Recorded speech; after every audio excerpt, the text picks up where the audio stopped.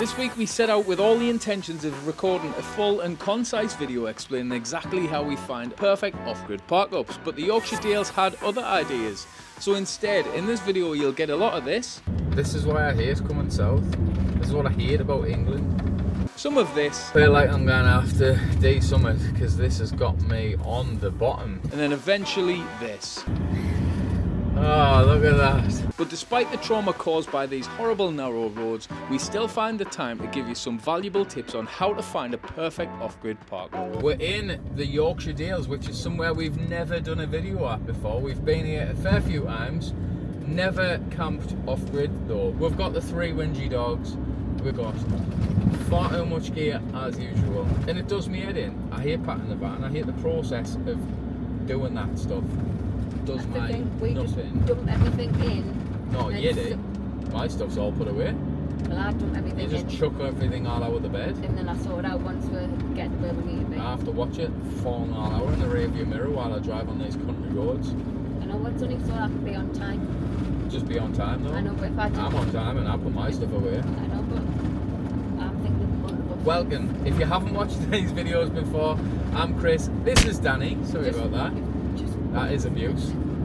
We are travel guide writers and we make YouTube videos, so thanks for tuning in. Hopefully this video will help you sort of see the process, see what we go through, see what apps we use and everything else to find perfect little off-grid park-ups. But for the time being we're going to crack on because we're only about 10 minutes away from Brimham Rocks.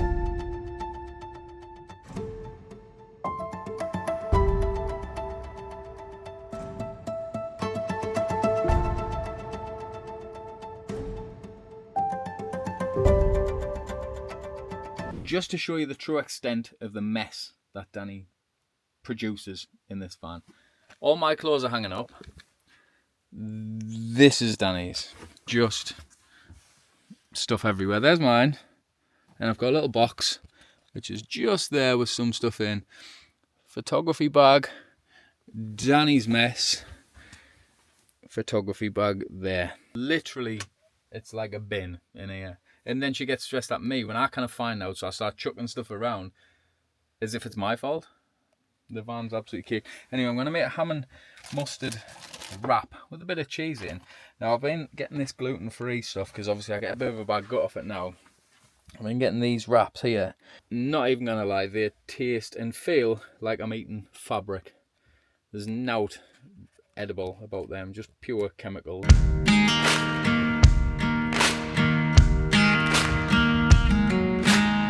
This is Brimham Rocks. It's a fascinating place. The formations, the views, the colours, it's all very pretty. The whole place is absolutely baffling.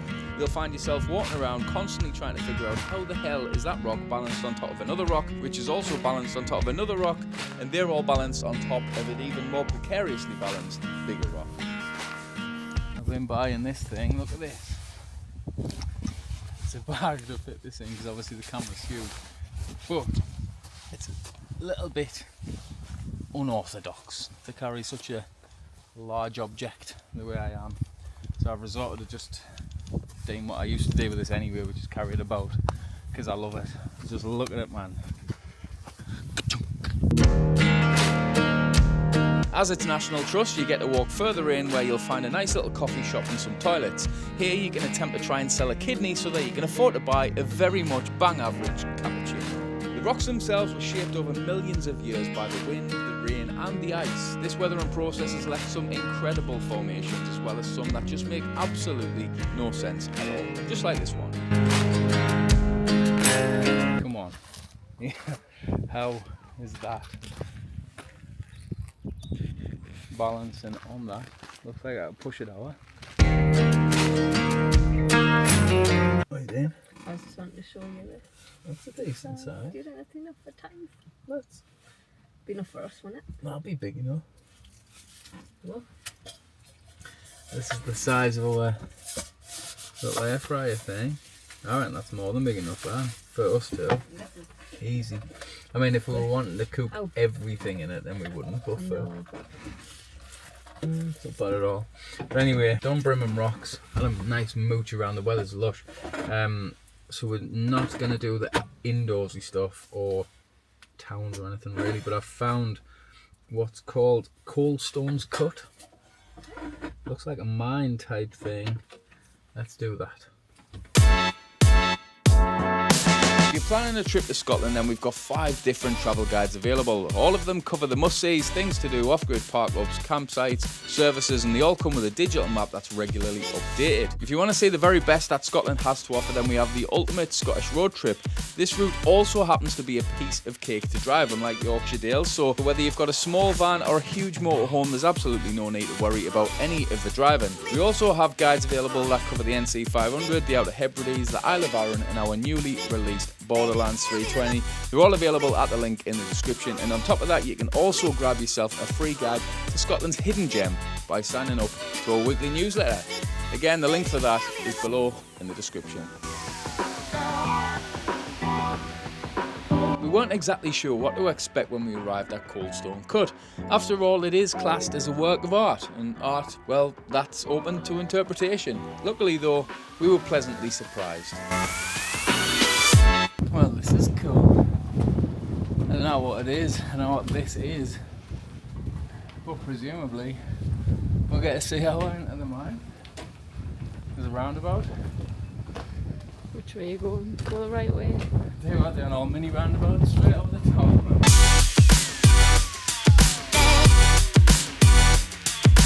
The path leads up the hill to a large viewing platform at the top, which gives you a fantastic view into the working Coldstone quarry and into the wider landscape that surrounds this incredibly pretty place. All in all, we enjoyed it here. For the sake of a relatively easy 5-minute walk from the car park, it's worth the effort to see something that you really don't get to see every day.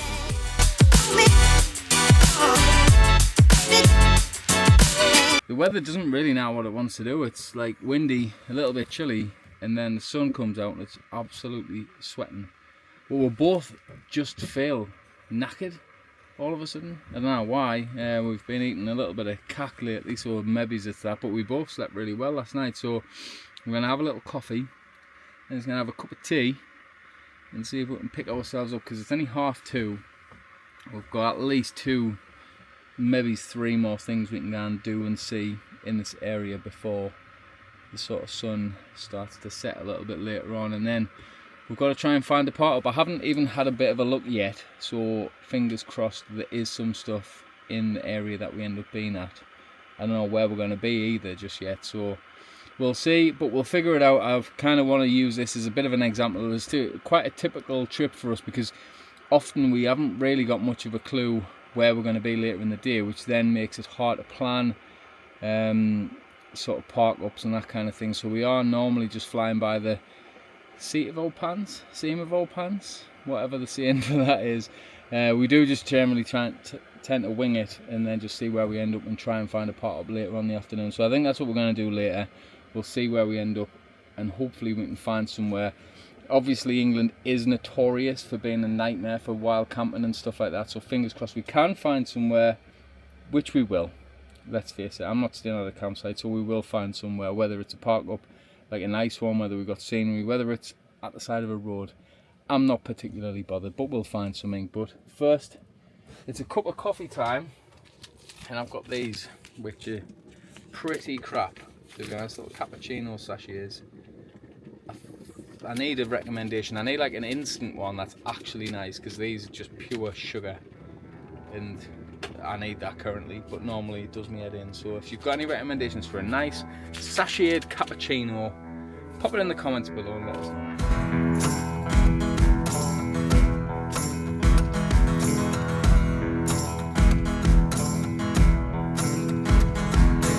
Well, these roads are an absolute joke, to be fair. The downside of the English countryside, I suppose, is just the roads are just not designed for anything, really.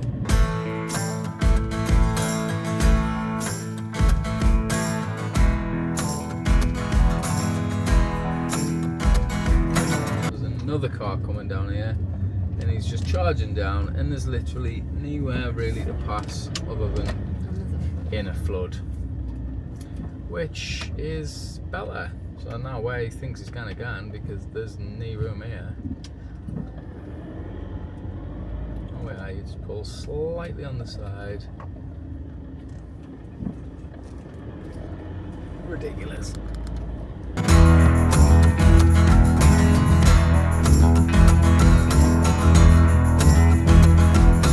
If you've ever considered Scotland and then being put off because of any rumours of dodgy roads or any of that sort of stuff, or you've heard how awful it is to drive, it's just not.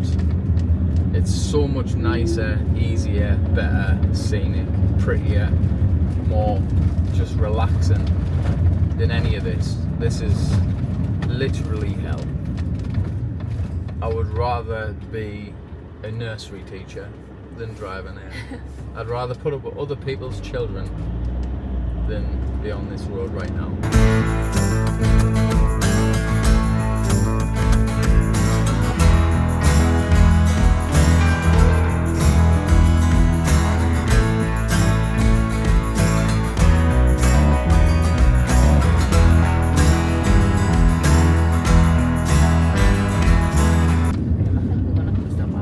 I feel like I'm gonna have to de-summit because this has got me on the bottom. Oh, come on then. Someone flash me through. Cheers, matey. What's he want us here? Hello. What's your YouTube channel? Oh, at least someone does. You'll watch us bloody moaning about this. It's just You'll been watch us, Winston. that's what I'm doing now. I'm just in the process of moaning. It's awful. Just keep up the good work. Aye, cheers. See you you later, nice to meet you. Yeah. So hello, if you're watching this. Thanks for saying hello. Oh no, it's cheered. That cheered us up. That's cheered you up. At least someone watches YouTube.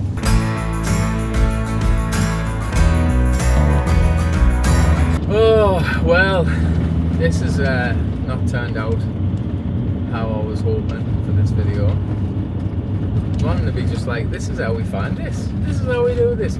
This is how much fun it is, even when you've never been to an area. But this is what happens. You come to an area full of beans, and then it's not Scotland, and then you hate it, and then you just want to drive to Scotland. I just want to drive to Scotland. I'm not driving to Scotland those miles, but this is what I feel like doing. I feel like just driving my van into the water and swimming to Arran and just chilling. That's what I feel like doing. Is that 2 lanes?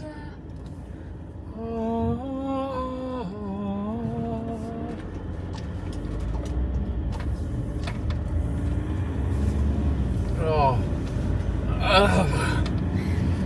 Oh, look at that. I've never been so happy to just be on a normal road in my entire life. I'll never ever call normal roads ever again. I will. I know. I definitely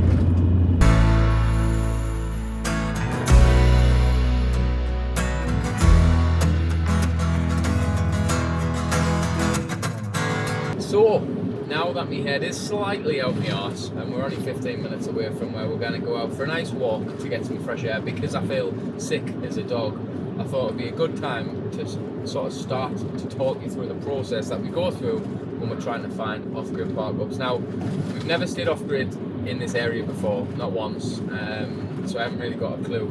A lot of the times in the Highlands and places like up Glencoe, Fort William, Skye, all of them sort of areas, the Isle of Arran and all the rest of it, we've stayed there and been there so much that we don't really bother using anything. We just go, we know where the park-ups are, or we've got our kind of favourites and we stay there. Most people probably will do that in places where they've been before, but if you've never been somewhere, how do you even start to find a park-up?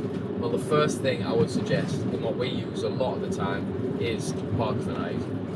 Now, Park for Night is a free app. You can download it on Android or on iPhone. You don't have to pay for it. There is a premium subscription where you can get like satellite view and some other bits and bobs. There's quite a few extra bits. I think it's about 15 quid a year, 10 quid a year, something along them lines. Now, Park for Night is user generated, which is key. So it's basically, it's built on people putting a place on, Park for Night verify it, and then people putting pictures and reviews on there. And the more reviews and stuff people put on there, the better the app gets, essentially. So what we look for normally is places that are a little bit out of the way, and I want reviews. That's normally what we look for. I cannot be chewed having loads of noise or having anyone sort of wanting you to move or any of that sort of stuff. So generally what we do go for is the ones where there's relatively recent reviews, and we always look on satellite view, zoom out and just check that we're not near people's houses. That's literally the first and most important step to just not getting any bothers. If you're out the way, it's very rare someone's going to come across you parked in the middle of nowhere. And we're here, thank goodness. It survives. I'm just looking now. There's the ship in. It's got a few campervans in their loads. car park. That's a relatively common thing now, and I don't know why I didn't do it before, to be fair, or why it wasn't as common, but it's probably not a bad shout just to have a look. Probably pay a fee to the pub and go and stay in the car park. And we could go and ask. Only if we do food. And drinks. Shall I have a look? So tip number 2, find a pub Just that go with lets the you flow. stay. Shall we I'll have a little spy. Jackpot, innit? That's ideal.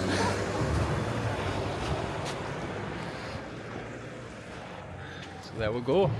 Right next to Ribblehead Viaduct is the Station Inn, I think it's called, and you can stay in the car park overnight for free. You just have to go in, you get a little pass. There's chemical waste disposal, there's water fill up, there's beautiful views, and what looks to be a lovely pub for food and drink as well. So we'll see what that's like later when we go in. We're gonna take the dogs for a walk and then just chill, recover after that traumatic experience earlier today.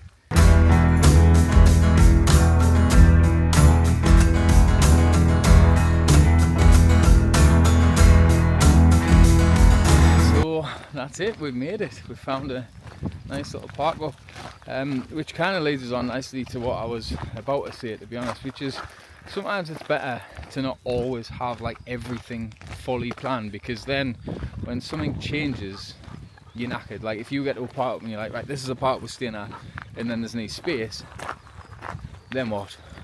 And you just get annoyed. So it's easier sometimes to just have a rough idea in mind of where you want to go. Check that there is a few places park up wise on Park for Night. You can favourite them, which is what I've done, not to this one. And I hadn't even looked in this area, to be honest, because I presumed we were going to go further along. And then as we drove past, we clocked that there was vans parked up. Well, Danny did, and then we just went and had a little look. Really, I'm sure it's on Park for Night and other apps, and if we'd have been looked on there for here, we would have found it. But sometimes you didn't really know where you're going to end up that night, and that's fine. Just be sort of open to have a change of plan, I suppose.